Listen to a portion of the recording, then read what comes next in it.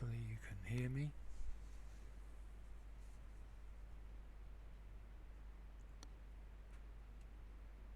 If anybody is there, could you just let me know in the chat if you can hear me and if you can see, please.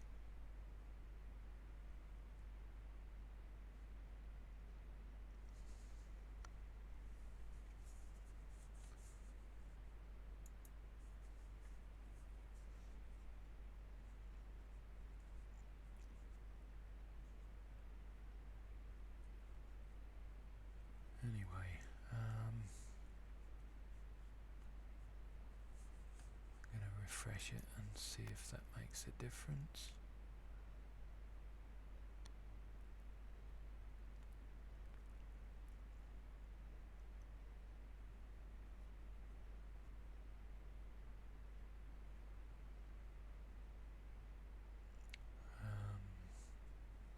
Doesn't seem to be anybody in the chat as yet, so I'm assuming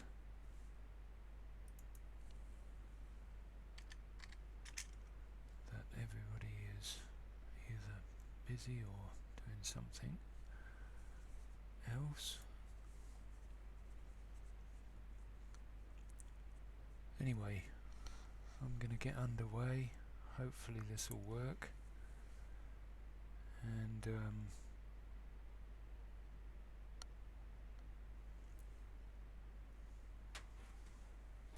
it's been a while since I've been able to do anything live on the computer again for a while because of various problems, technical problems, health problems, and the general everyday trials and tribulations of life, I suppose. So anyway, what we're going to do is we're going to explore the letter S that we know as the letter S. As you can see up the top here, there may be a little bit of a delay in this. I think there was last time. And what we'll try and do first is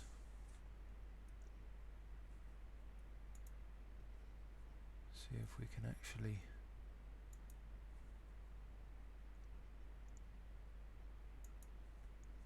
get something on the screen.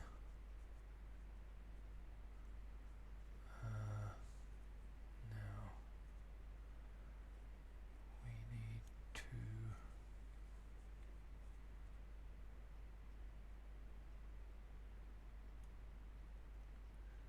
what have I got to do now? Oh dear me. Always seems to create some sort of a problem.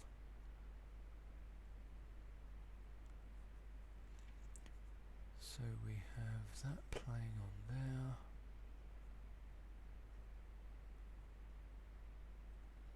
Why is that not playing my screen? That should be sharing my screen.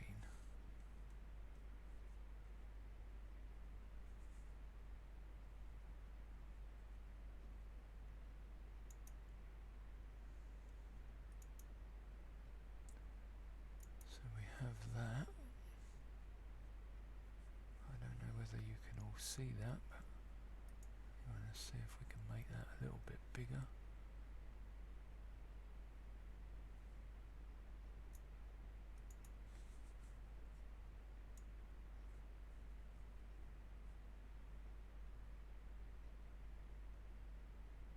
Will obviously help us if it will go a bit bigger. Then you can obviously all see it all.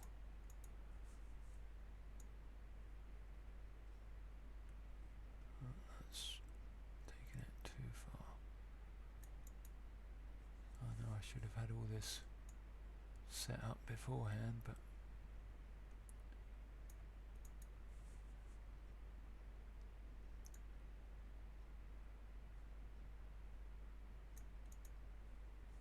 wow.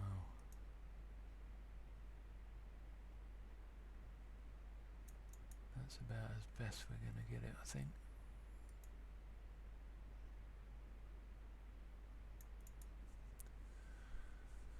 So, there we go.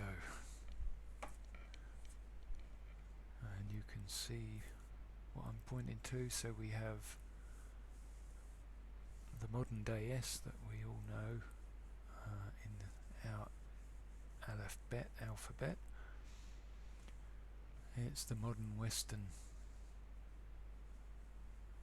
world's version of the original Paleo-Hebrew SaMaKh or SiN,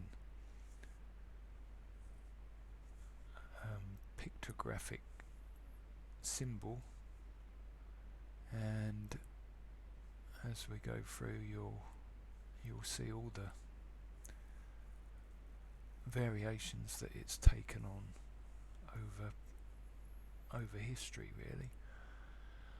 So starting as we normally do, we'll go over to this one, which is the modern Jewish version, which is this one here. Then you have the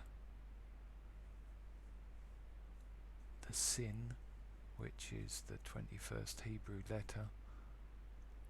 It has the Masoretic vowel point above the left-hand branch of the picture there, which designates it as a S sound rather than the shin sound, which is more of a sh rather than that s. Now it is sometimes written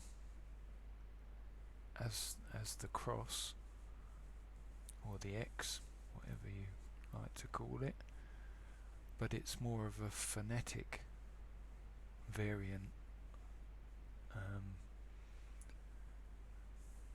and it was used widely around the Mediterranean areas,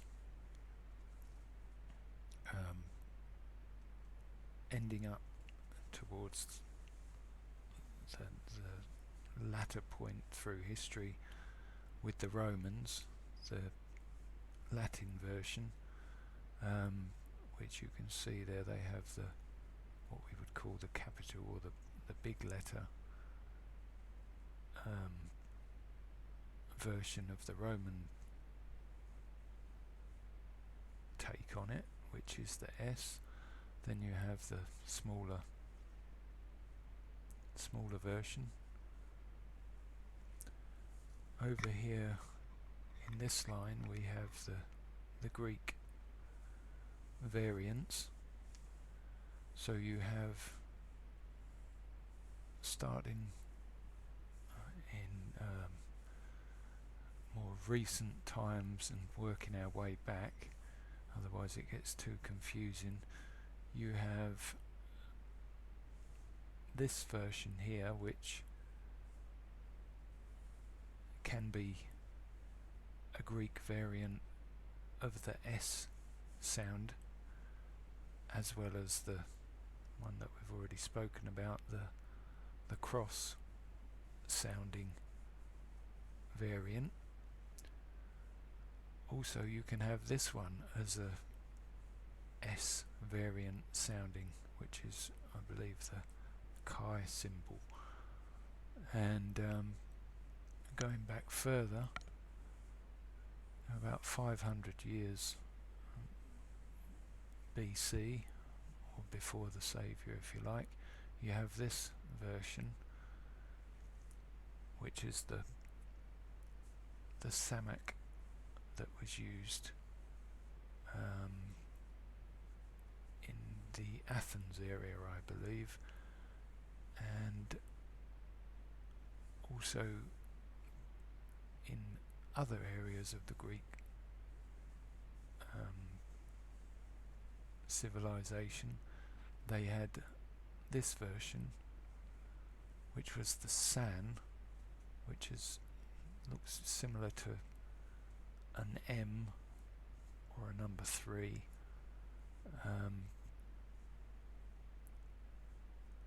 They also had the Sigma, and there's several variants of the Sigma. You can have one which has it's made up of 3 lines going like the S sign, or you have the other variant, which is this one, which again looks like the M, and these were used in various orientations, either horizontal, vertical, facing either direction, left or right, and also, to add more confusion, it also looks like the double teeth Hebrew letter of the SiN. You can see as well it also has another variation of a cross that looks like a square window, so a cross inside a square, and then we get back to what is more like the original version that we'll be claiming is the one that we should be using as the SaMaKh in Paleo Hebrew.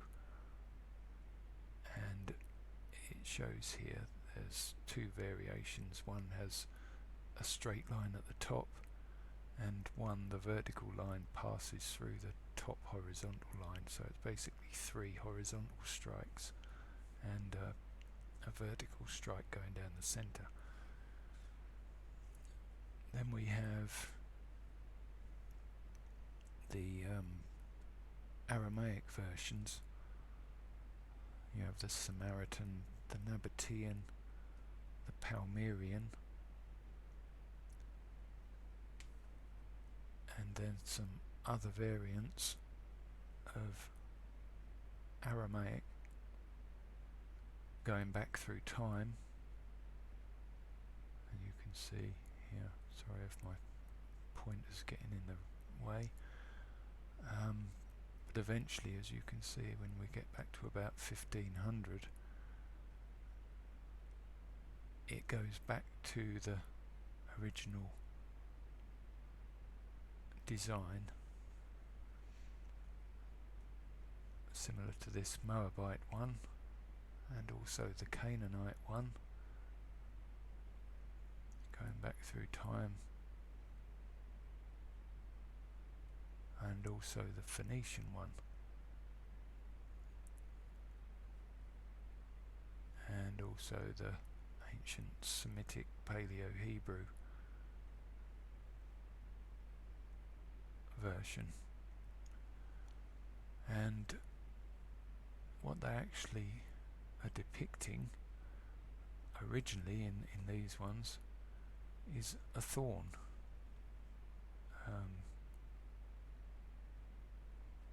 Meaning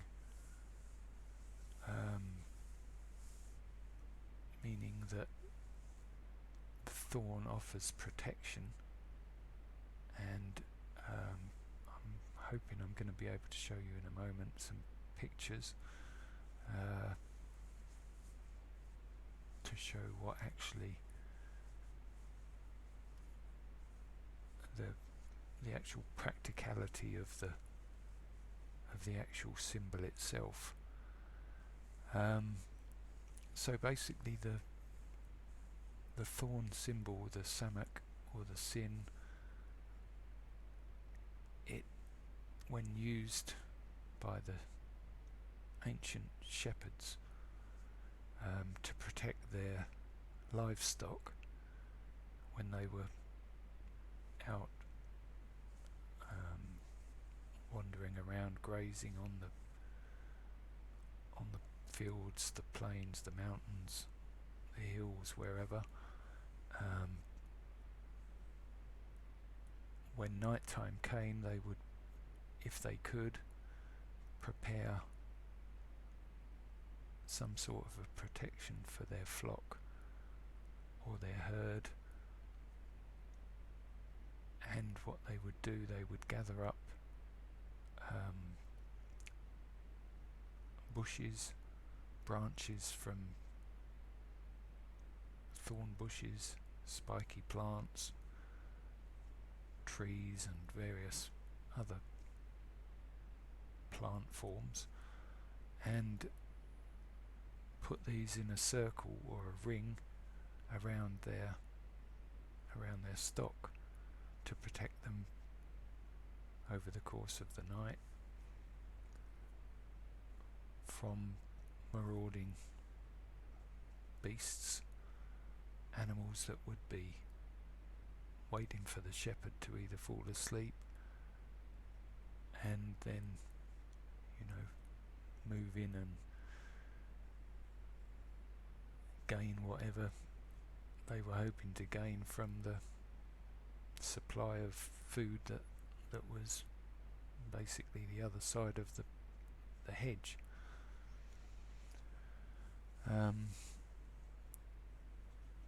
This here is, you can still see that, yeah, sorry, just knocked it off with my pointer. This is the Jewish word SiN, reading from right to left, obviously again. You have the SaMaKh and then the noon. Those make up the word SiN in the phonetic understanding of those two letters. And here we have the Strong's number H1336, showing an earlier version of the paleo original symbol, with the thorn on the right hand side and the seedling on the left. And you can see below it we have here the word Shema, which its meaning means to safeguard or protect. There's a later version there at the top with the shin, the mem and the resh, and underneath a later version showing the same symbols, and that word itself is Strong's number H8104. So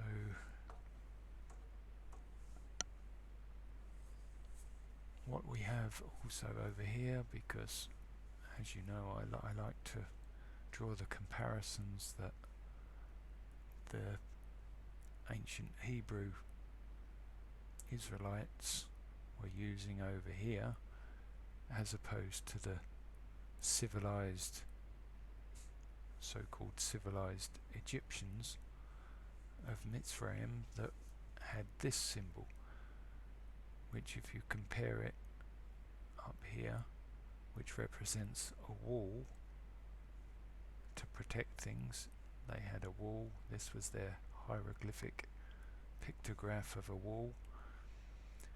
It bears similarity to this one, the Greek early version of SaMaKh, and also the Canaanite version here.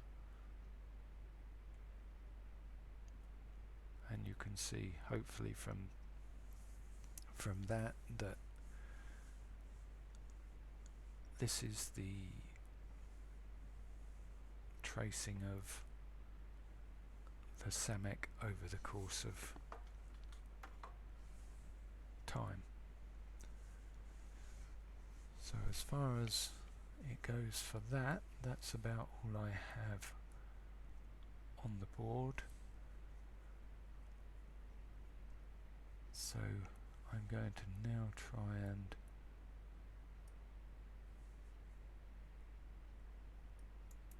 show you what I have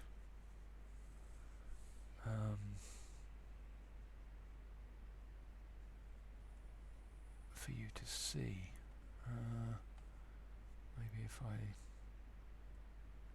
do that, let's try that. I don't know whether you can see that now. Let me just check.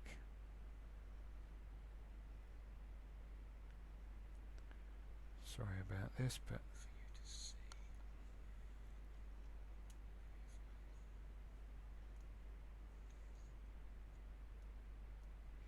Oh, I can hear that you can hear me, which is good news. And I can see the chat finally. Hooray! So, shalom everybody. Hallelujah. Welcome Cassandra and Autumn Kite. Hope everybody is doing well. I'm very, very sorry. I'll apologise for the long wait that you've all had to wait for me to finally get this next letter video up. But as I said previously and earlier, I've had quite a few health problems.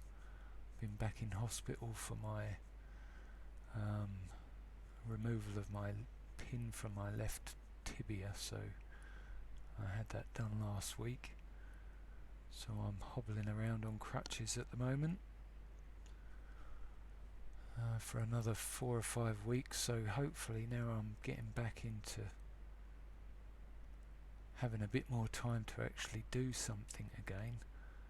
I'm hoping to move forward and finally complete these last few letter symbols that we have.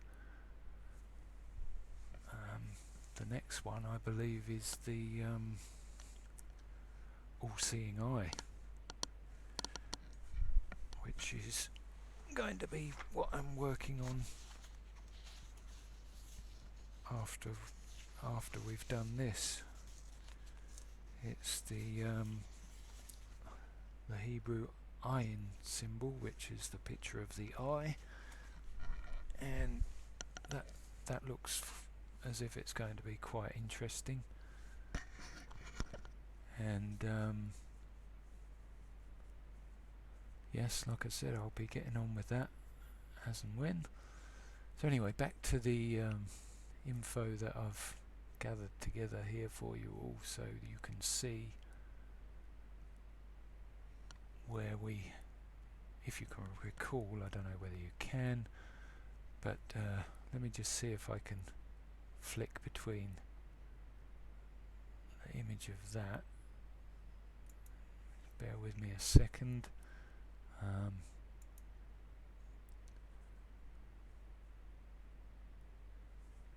me go back to that now. As you can see, that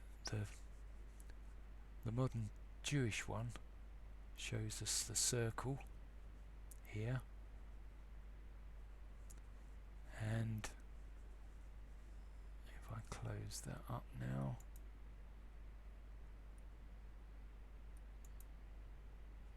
close that one, make sure I haven't closed the wrong one. I think it's all good.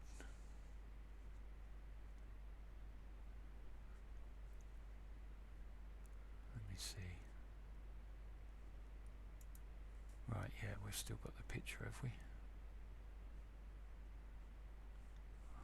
hope. So we should be looking at a herd of cows again, back in this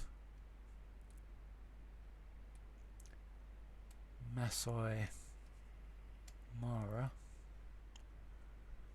cattle kraal, they call it, spelt K-R-A-A-L, where I think the Americans probably got corral from as well. All these things are connected in some way, and you can see I've got this is the best sort of picture that I could find showing the hedge going round the whole outside. Obviously the shepherd would have been in there somewhere as well, or the herdsman who was watching over these herds of livestock. We've also got another one here. This one here shows a picture of goats, I believe, and that's probably a better picture than the one that we just had. I'll just wait for that to catch up. Sorry, there's a bit of a delay. It's because it's about 7:30 in the evening here, and when everybody comes home, the broadband internet signal tends to take a dive, with everybody getting home and getting on their devices and PCs to check on the coronavirus or whatever else crazy stuff is going on. So yeah, this one shows a herd of goats with the goat herder here with his little camp and his campfire, so he would have had a campfire going, which is also obviously another deterrent to keep away the marauding beasts that would have wandered around here licking their lips, thinking, I wish I could get inside. But obviously the only way in would be to take a leap from outside into the actual thing, and at risk of landing on the thorns. It obviously must have happened at some point that some did get through, but nothing is 100% certain, I suppose. Anyway, that's showing just a couple of images there that we had of that. And here I've got the Blue Letter Bible description of what we were looking at previously, the word Shema.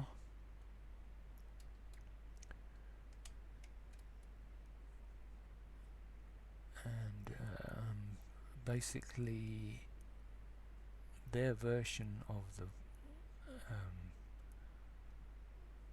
their take on the word is to keep. It means a keep, like a castle keep, or keeping, a keeper of something, somebody who preserves something, a watchman. To keep guard, observe, give heed, watch for, preserve, protect, be on one's guard.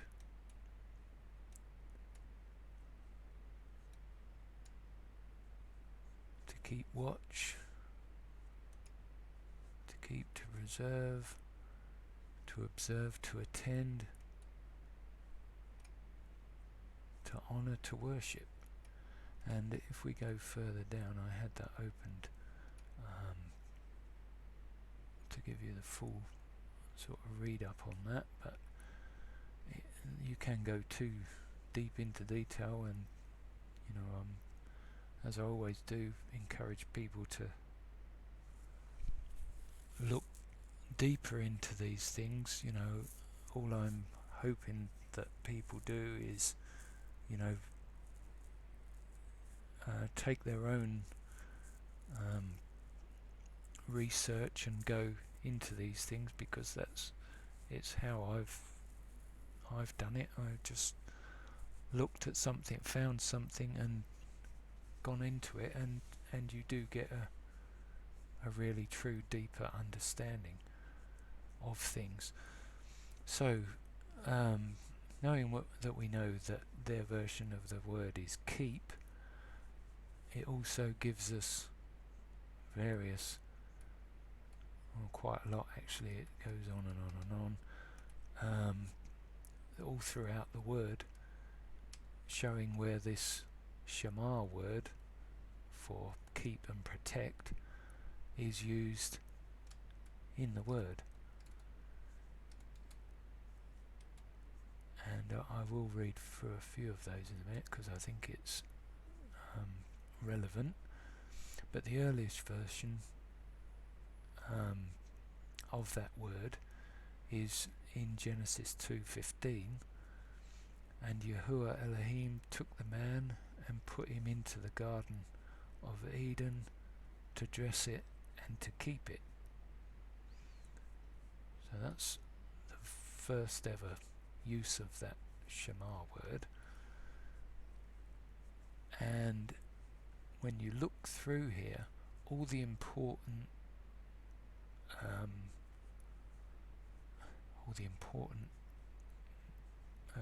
what can I say, directives, or when man has listened and heard the word of the Most High,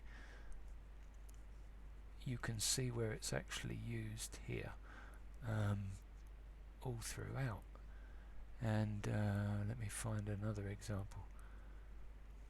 And God said on Genesis 17:9, and Yahuwah said unto Abraham, Thou shalt keep my covenant, therefore thou and thy seed after thee in their generations. This is my covenant you shall keep.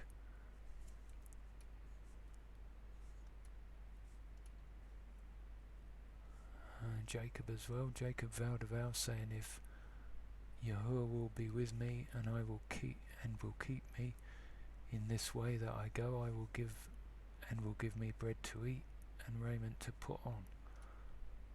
Anyway, that if you do check this out and go through it, you'll see that there's quite a significance put on this whole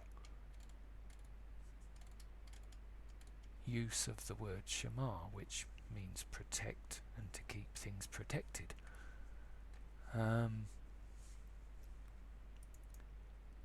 So I encourage you all to do that.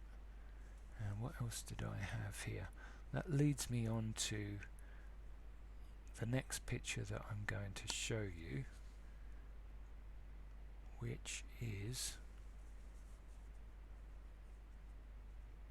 so first of all, try and recall that circular image of thorns protecting. Okay, kind of grasp that whole concept of a circular protection of thorns, and then look at that one.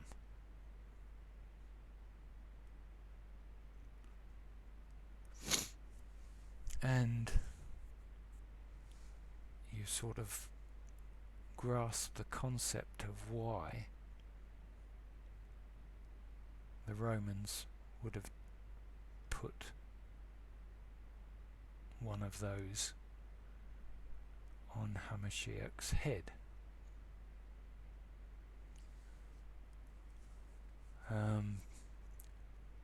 Like a mockery, like another form of mockery, because we know that the adversary is always using what the Most High gives us for his own means through man, and so yeah, they placed the circle of thorns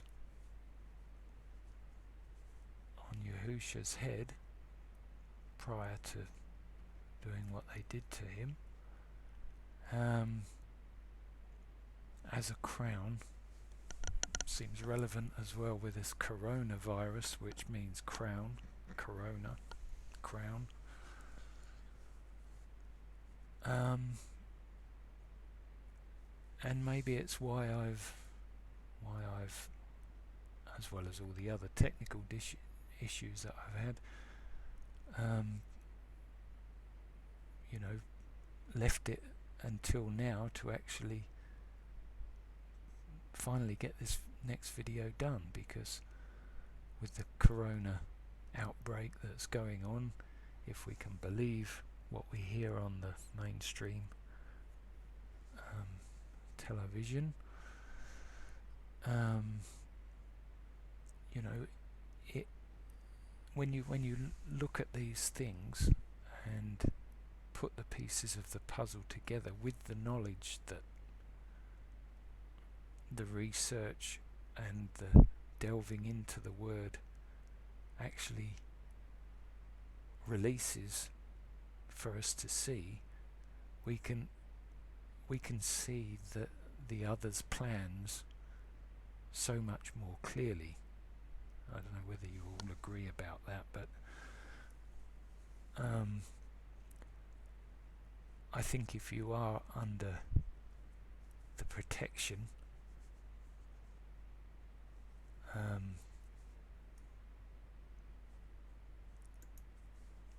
that these beasts are under, the same as we are, under the protection of the Most High, if you truly, you know, have given your life and your all and your every thought and action that you can to Him for your salvation, then you can see that everything is a spiritual attack on us poor beasts, like these poor beasts. You know, imagine all the demons and the evil of the world circling us like it is, just waiting for us to drop our guard or fall from His protection. Imagine this guy is Yahusha. He's our shepherd, the protector, offering the protection of this crown of thorns, the one that like I said previously, the Romans had placed on his head in mockery of who he was and what he stood for.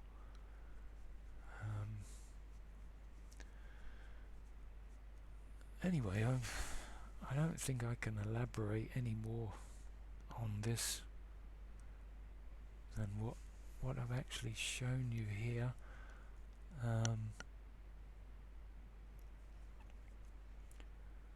All I can do now is hopefully let me see if I can get into the chat, and hopefully we'll be able to have a little discussion in the chat.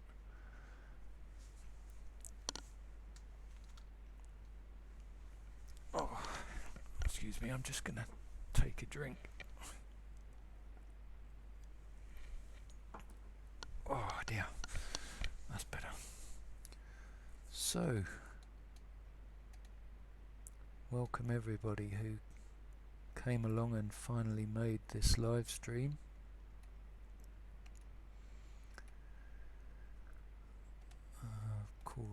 out a few people. I've already seen Cassandra, Autumn Kite, Enoch 7th, Adam First, Sandra,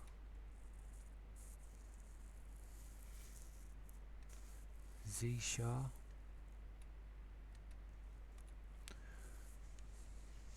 Welcome everybody, and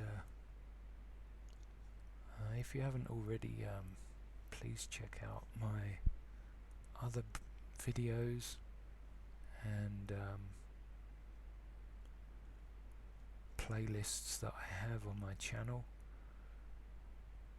I do have another channel. I don't know whether you guys are aware of it, but I don't tend to do much on that channel. That's my original channel, which is called Friends in Truth. I don't know whether I can show you that one, but maybe I can.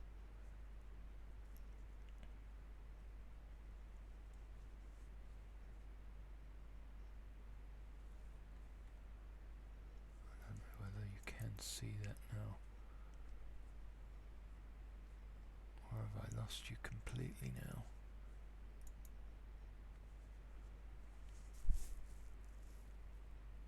I just wait for this bit of delay to catch up.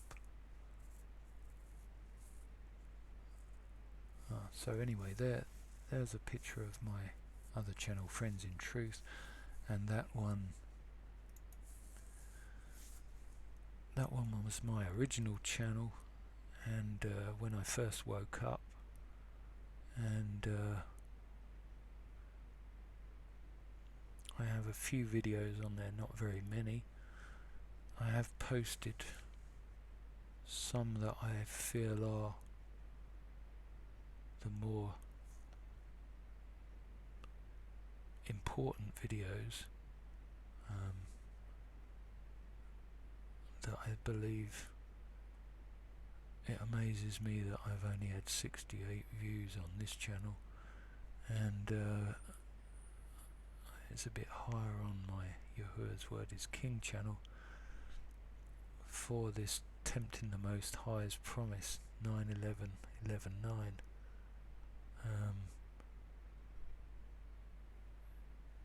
It was a revelation to me, and also these other two, Mankind's Manhattan Monkey Business and What's Really Buried Underground Zero. Anyway, like I said, just giving a bit of a background info on my channel and my background into YouTube, I suppose. Friends in Truth was started before I was completely awake, and I gradually over time have left it to its own devices, really, because for me it's used with all the subscriptions that I have on there. You'll see that I have where are we?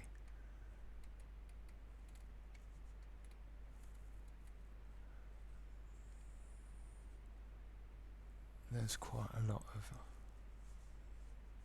this is not the right one. Anyhow, there's quite a lot of channels on there that I would call earthly channels, and when I came to the point of being awake where I just really didn't want to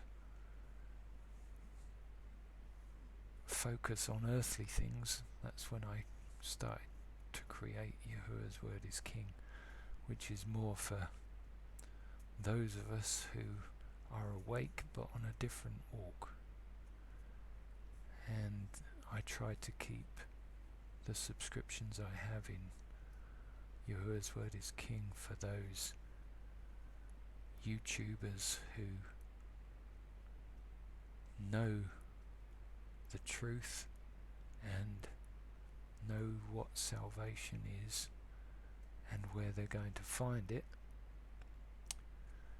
And if I don't know whether everybody gets my community posts that I post, but if I see something interesting, I tend to post it in that, because I used to, when Google Plus was going, I used to be on that virtually every day, posting things like people do on Twitter. I never really got onto Twitter or all those other things. Facebook I don't really do. So exactly, no more sleeping sheep here. Good to hear. We'll leave that for mainstream YouTube. Anybody who wants to watch makeup tutorials and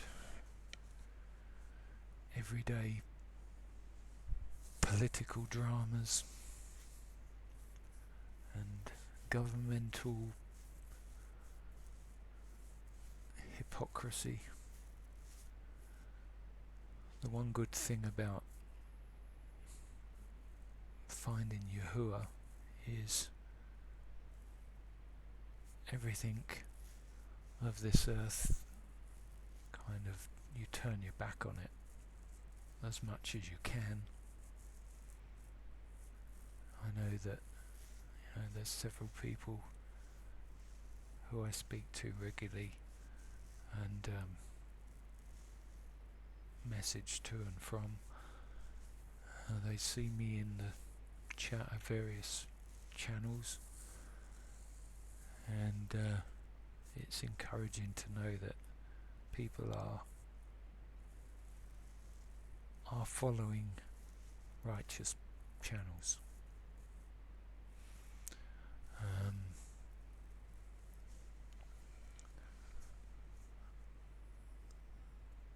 There's an awful lot of distractions on YouTube, and anyway, I'm just easing my way back into doing live streams. I'm hoping I'm going to be able to get a few more put up while I'm so to speak out of action, but while I'm not working for the beast or the adversary, I can work for the Most High. Hallelujah. So I did watch a video the other day. Unfortunately I can't leave a link to it. No, I can't leave a link to it, but I'll encourage you to go and watch his videos. It's Born Again Veteran. I don't know whether you're aware of Born Again Veteran, but he's been posting, amongst other things, his testimony, and I watched the second part of his testimony. He's a bit better at doing videos than I am, but it's kind of encouraged me to do a testimony. So at some point, when I gather everything that I need for that, I'm hoping to get that together and get that put up so that people can, if they're interested, praise Yahuwah, they'll tune in and catch it and see how I've ended up at position I'm in now, and the place I am, in a spiritual place I mean, not a geographical one, because I'm still here, unfortunately, in the dreary UK, staring out at the grey skies, dreaming of wave-lapped beaches. So anyway, all I can say is thank you for tuning in to the Yahuwah, and wish you all safe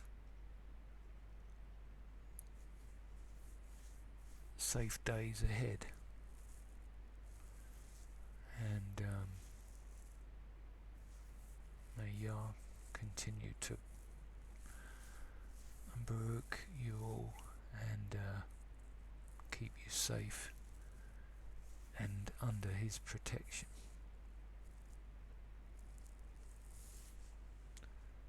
In the name of Yahushua HaMashiach. Hallelujah. Hallelujah. Hallelujah.